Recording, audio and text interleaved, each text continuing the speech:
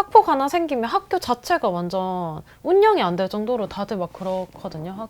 다들 정신과 치료받고 있어요. 그리고 그 드라마 제일 앞쪽에 나왔던 부분이거든요. 강제로 뽀뽀를 하는. 명백한 강제추행이네요. 예, 예. 그리고 그 다음 장면인데 이제 강제로 밖에 비 오는데 세워놨어. 맞으면 옷이 젖잖아요. 수치심을 주기 위해서. 이걸 애들이 뭐 영상을 찍는다거나 이런 건 그렇지는 없었어요? 않아요. 네, 손 내려! 지진다고 했다. 어느 놈들이야 거기? 정신기가 안 됐네.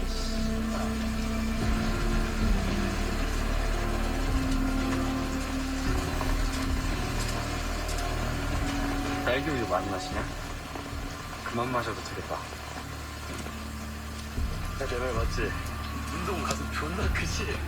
이제 뭐 강제로 키스를 한다거나 이거야 당연히 정말 강제추행에 해당이 됩니다. 그리고 미성년자이기 때문에 이거는 아청법 위반이 될 소지도 있을 것 같고, 근데 뒤에 이제 비가 오는데 그냥 세워놓는 행위, 이거는 조금 애매한 부분이 있긴 해요. 근데 하기 싫은 일을 계속해서 하도록 만드는 거 자체는 이제 강요나 협박 이런 게 될 수도 있고요. 이렇게 좀 성적인 얘기를 이렇게 귀에다가 하고 가잖아요. 네. 이 부분 때문에 오시는 분들이 되게 많은데, 앞에 놔두고 뭔가 성희롱적 발언을 하거나 이렇게 약간 모욕적인 발언을 하는 거, 이거는 공연성도 인정되지 않고 성희롱에는 해당될지언정 우리가 형사상으로 뭔가 처벌할 수 있는 성폭력 범죄에는 해당이 되지 않을 가능성이 많아서, 근데 대신 이게 뭐 직장 내에서 이루어졌다거나 이건 학교 안에서 이루어졌기 때문에 학교폭력법상 조치를 받을 수는 있어요. 그러니까 행정적 조치죠. 아이들이 뭐 퇴학을 당한다거나 전학을 간다거나 사회봉사를 한다거나 이런 등등의 그런 처벌을 받을 수는 있고, 우리가 이제 일반적으로 얘기하는 법원에서 이제 형사 절차로 그렇게 말한 거 자체를 처벌하기는 조금 어려울 것 같다.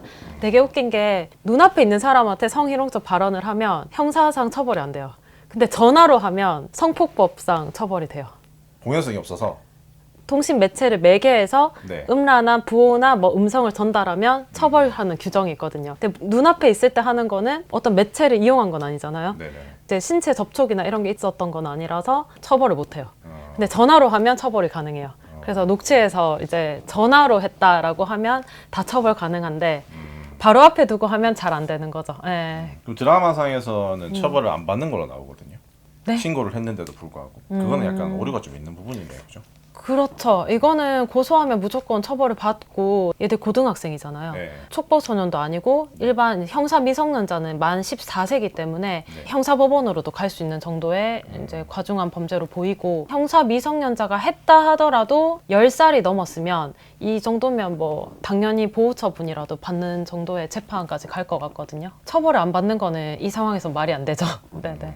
요 뒷장면이 어떤 장면이냐면, 이 피해자의 엄마가 와서 그 가해자 부모님들이랑 합의를 해요. 내사 종결을 시킬 수는 있겠죠. 네네. 피해자들이 더 이상 가해자의 처벌을 원하지 않는다. 근데 정식 고소를 했는 사건이면 합의를 했다고 해서 그냥 아무런 그 벌을 안 받는 거는 네. 현실적으로는 잘 일어나지 않는 일이고, 보통 이제 신고랑 고소를 똑같이 생각을 하시는데요. 네. 달라요. 그냥 단순히 우리가 112 이렇게 전화해서 신고하는 거는 경찰에서 그냥 내사 종결로 처리를 할 수 있는 거고요. 네. 고소는 이제 정식 고소장을 접수를 하게 되고, 네. 그 고소 사건으로 이제 진행이 되거든요. 고소를 정식으로 하면 양형에 참작이 되는 거지, 이게 갑자기 뭐 무죄가 된다거나 공소권 없음이 된다거나 이렇진 않은 거죠. 이사라는 뭐야? 살충면 기절한다더니 더 불안해? 손명호 이번에 명치 쳐봐. 한 번에 세게 쳐야 기절한대. 기절 안 하면 손명호, 손준호 전명해고야. 야, 선치기계 종로구 신기록 깬 게 누군지 아냐? 바로 나야. 아프면 말해도 나 기도해줄게. 운동은 똑바로 서. 잘못 맞으면 너 찍지 맞는다. 이게 한때 되게 유행했어요. 그리고 요즘에도 유행을 좀 하는 것 같아요. 예전에 기절놀이라고 유명했잖아요. 안 해보셨어요? 나 당해봤던 것 같아. 정신이 확 나간다 뭐 이런 거에. 네네. 그 기절놀이는 상해죄를 저는 구성할 수도 있다고 생각을 해요. 근데 요즘 애들이 그게 너무 위험한데 많이 해서 좀 문제가 되기도 하고, 요즘 학교 폭력 사건 제가 하다 보면 이 기절놀이를 정말 강제로 했느냐가 또 쟁점이 돼서 막 싸우는 경우도 있고, 서로 막 해주는 경우도 있고, 아니면 하기 싫다고 도망가는 애를 붙잡아서 막 시키는 경우도 있고 이렇더라고요. 네, 뭐 명치를 때려서 저렇게 하는 건 저는 잘 못 보긴 했는데 저거는 뭐 명백한 어쨌든 폭행, 상해 다 성립이 될 것 같습니다. 네. 교육청에 계셨잖아요. 네네, 교육청에 있었어요. 네. 거기 계시면서 이 학교 폭력 사례 중에 아 이건 정말 아이들이지만 정말 못됐다 이런 사건이나 이런 거 있었나요? 진짜 많은데요. 많다고요? 아니 제가 거의 뭐 3년 반 동안 학폭 사건만 네. 400건은 한 것 같아요. 매달 올라오는 거 다 보니까 네. 너무 사소해서 사실 학교 폭력 사건으로 안 돼야 될 게 올라오는 것도 있고 네. 정말 애들이 너무 못돼서 약 놀리는 게 1대1이 아니에요. SNS에 딱 올리면 댓글로 애들이 또 같이 막 동조해가지고 놀리고 한 반 그리고 한 학교 전체 그리고 여러 학교가 막 같이 걸쳐져서 이런 SNS 폭력을 막 행사하거든요. 학폭 하나 생기면 학교 자체가 완전 운영이 안 될 정도로 다들 막 그렇거든요. 학교 선생님들도 질병 휴직하시고 다들 정신과 치료받고 있어요. 그리고 이건 너무한 거 네, 아니냐? 피해자도 받고 있고 가해자도 받고 있고. 서로 힘드네요, 그죠? 네네. 그래서 조금 이렇게 좀 잘 해결될 수 있는 방법들이 있으면 좋겠는데. 그래서 계속 진행을 좀 할게요. 네. 이제 이사라에 대한 내용인데 이사라와 이제 그 주변 인물들은 그렇게 내용이 많지는 않습니다. 왜냐면 이제 마약을 하고 있죠. 뭘 봐? 저거 맞으면 더 잘 그리냐? 저거 맞으면 내 말을 더 잘 듣지. 500g. 아껴 펴라. 오늘도 일하는 양식을 주셔서 이 거지 새끼 500g 좋아하네. 감히 내 영감을 삥땅 쳐. 약쟁이년이 예술가인 척 하기는. 나 저거 골프장으로 바로 보내. 배송비 별도인 거 아시죠? 고객님?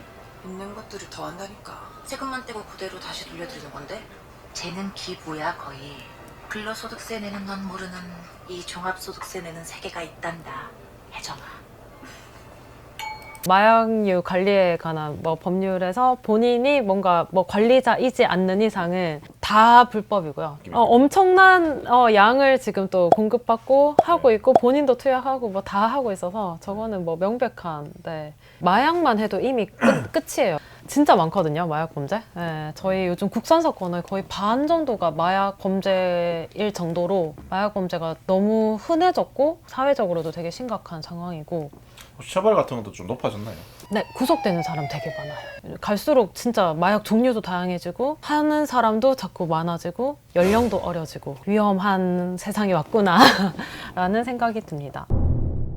예전에 이게 대작가 고용해서 네, 종호 씨가 그려서 산 건 아니다. 이게 이제 사기의 기망이 되는지 조금 있었던 것 같더라고요. 그래서 근데 그게 원래 사기죄였거든요. 자기 이름으로 이제 그림을 그려서 판다고 해가지고 네. 근데 2심에서 무죄가 하여튼 바뀌었어요. 서로 만약에 계약 관계에서 내가 이제 그림 받기로 하고 뭐 정당한 대가 지급하고 내 이름으로 팔겠다라고 했을 때 사기가 될 수 있죠. 사는 사람이 정말 내가 그린 그림을 사고 싶은 건데 그게 아니면 기망해서 높은 가격에 팔고 근데 실제로 내가 그리진 않았고 약간 이럴 수 있을 것 같은데 단순하게 생각할 문제는 아닌 것 같은데 요거는 하여튼 그 법원에서도 다른 판단을 했으니까 한번 판단을 받아봐야 될 것 같습니다.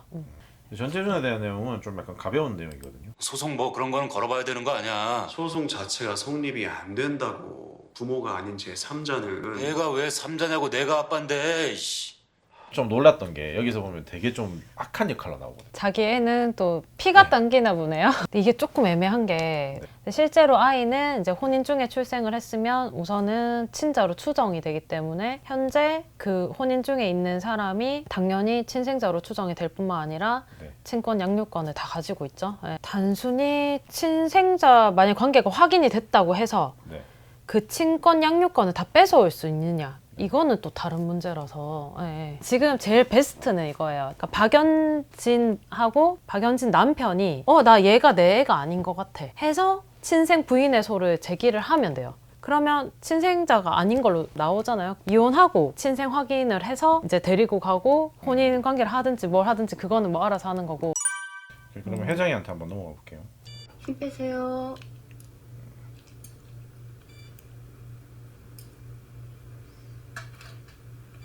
이거 검사하면 뭐뭐 나와요? STD 12종 검사라 웬만한 건 다 나와요. HPV 검사까지 추가하셨으니까 성대균이나 성병균까지 다요. 그런 거 말고 다른 건 안 나오죠? 말씀하신 서류예요, 어머니. 가족관계 증명서, 대학 졸업 증명서, 산부인과 검사지요. 톡으로 보내지. 요즘 누가 이런 걸 들고 다니니? 저분이 이제 시어머니거든요. 결혼하려고 하고 있는 중이에요. 네네. 이혼 전에 뭔가 혼인 무효 되나요? 혼인 무효는 진짜 힘들어요.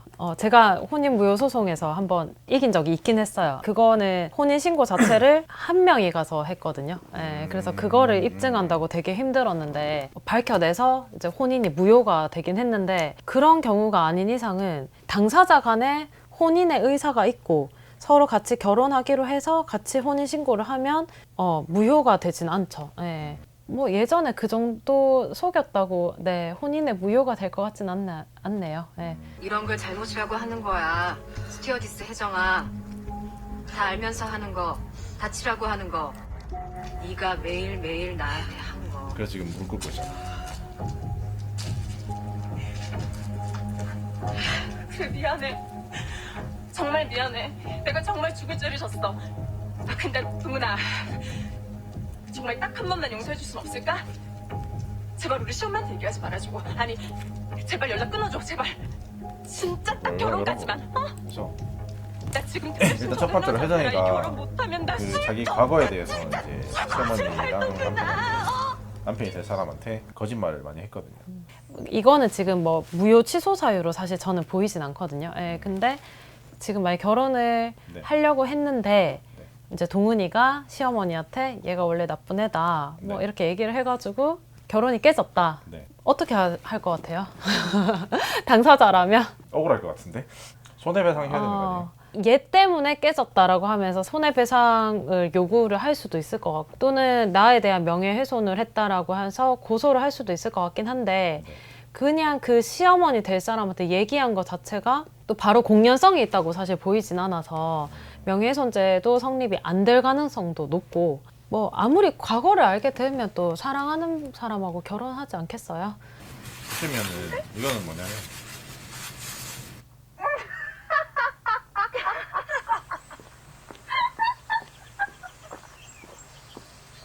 왜?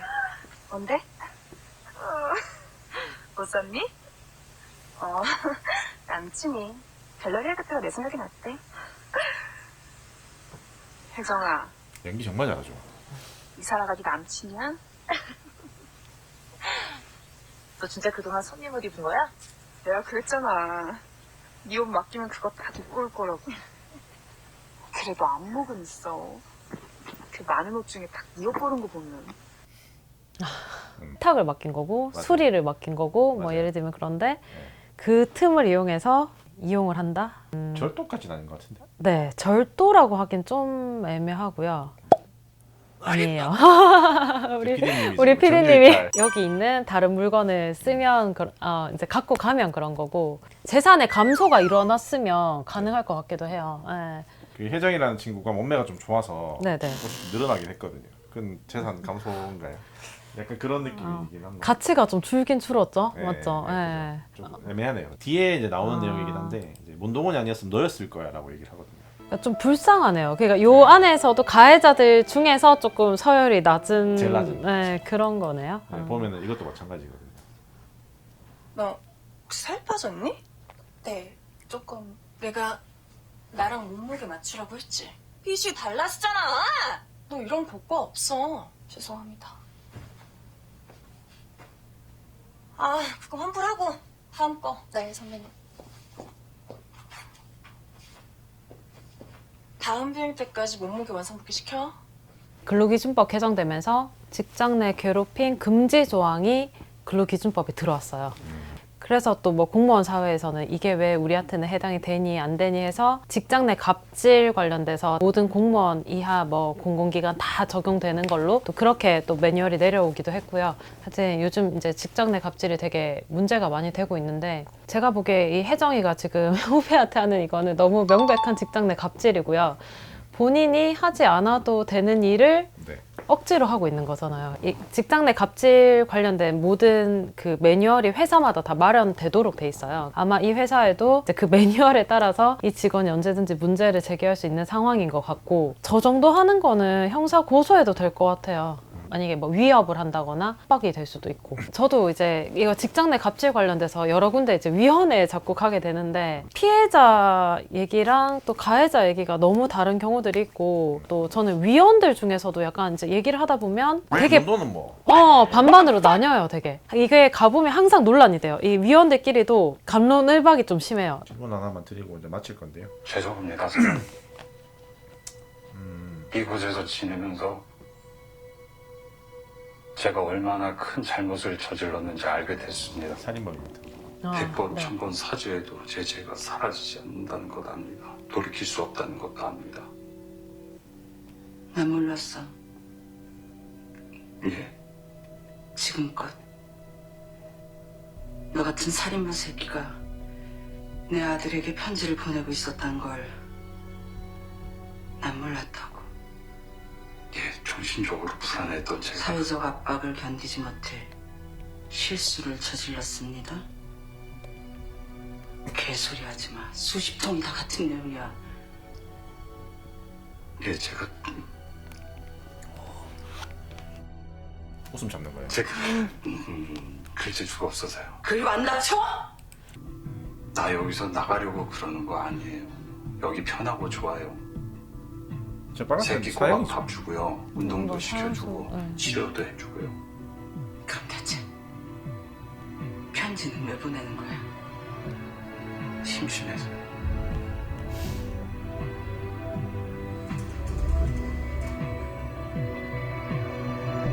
그래서 지옥 갔어요, 아드님. 진짜 너무 사이코 같아요.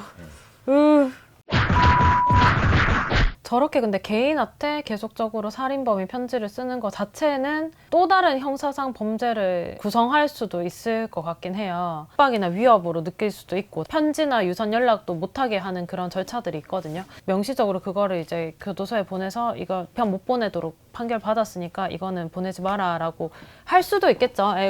네. 보면 여기가 이제 약간 이상한 사람들 집합소 같은. 그래서 결국은 아마 문도훈도 그렇고 박연진도 그렇고 다 처벌을 받을 것 같아요.